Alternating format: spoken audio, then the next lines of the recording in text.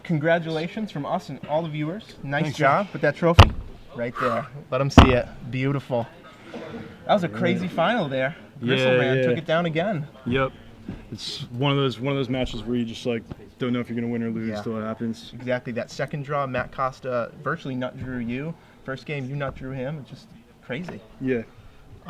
Definitely. How does it feel casting Gristlebrand all day long or getting it into play? It's awesome. Broken card, right? I should have kept count of how many extra cards I drew this tournament, but lots, like many, like 21 extra card games. Very nice. Not that usually you need that much, but why not? Like Adrian wants me to point out, a lot like Tricks. Yeah. Loves that deck. Now, what did you think of your deck list? What did you like about it? What didn't you like? Deck list was pretty good, you know, within a few cards of what I would want for next time. But I guess that's kind of to be expected because I just took the established shell that's like other people have done well with and changed the targets, you know, for Grizzlebrand. I made the decision to not put Iona in, but I would probably do that for next time.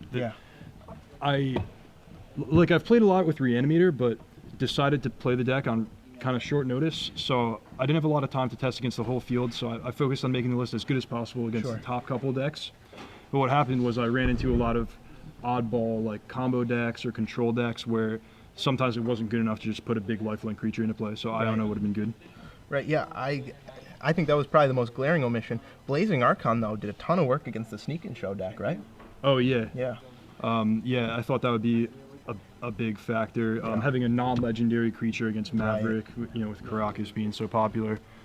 And that was the second Blazing Archon on the sideboard. That was the final like slot that I decided on.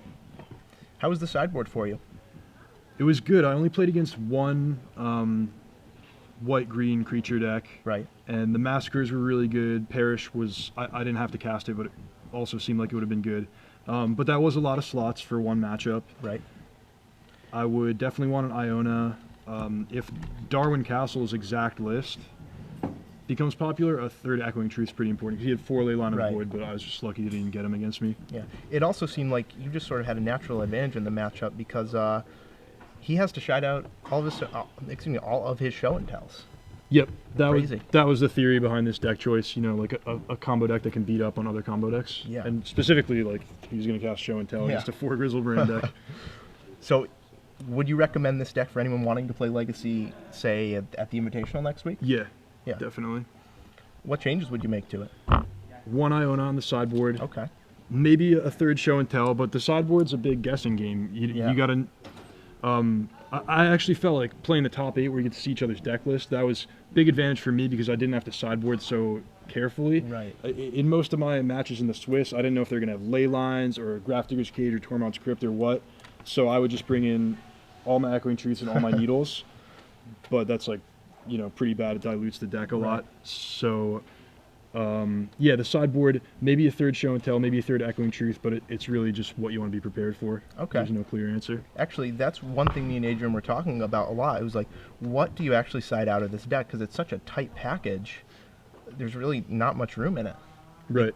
Like, you know, let's say you want to bring in the 3 Pithing Needle, the 2 Echoing Truth. What are you usually taking out? It's a lot of trimming. Sometimes I go down to 6, or in really specific matchups, 5, you know, big creatures. Right.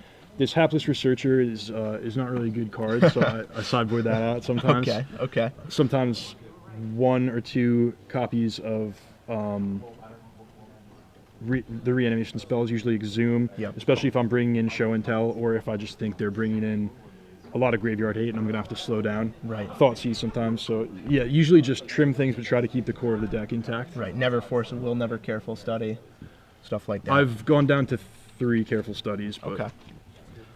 Someone on Twitter asks, how is your matchup with Combo Elves? Combo Elves, I didn't play against it, although there were some people with Combo Elves doing well today. But I would expect it to be pretty good, even better if I had an Iona. Elish Norn is probably like they will lose if you have Elish Norn in play. I had it against Goblins earlier on. And Grizzlebrand, while he's not like the clear best in most specific situations, it's like you just play him and draw cards. You'll probably get a Force of Will, Right. and then next turn you just get whatever you need. So he's always the go-to guy. Okay. So those are the good matchups.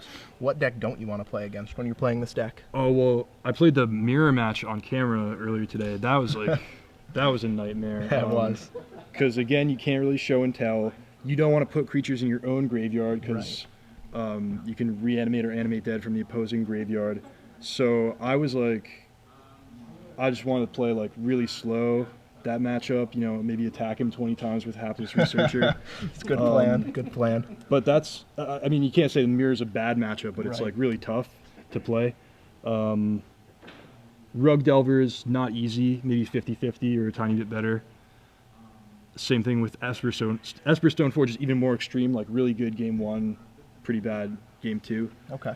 Leyline of Void decks, I don't know. Right, so pretty much just the graveyard hate at that point. Yeah. Seems like this is a really good choice for the Invitational then. Do you think this is what you're going to play? Yeah, I don't see why not. Yeah. If it, Well, in the if it ain't tournament. broke, don't fix it. Exactly. I won't make you give away all your secrets for the Invitational, but congratulations, man. Anything else you want to say? No, it's really great to play against Matt in the finals.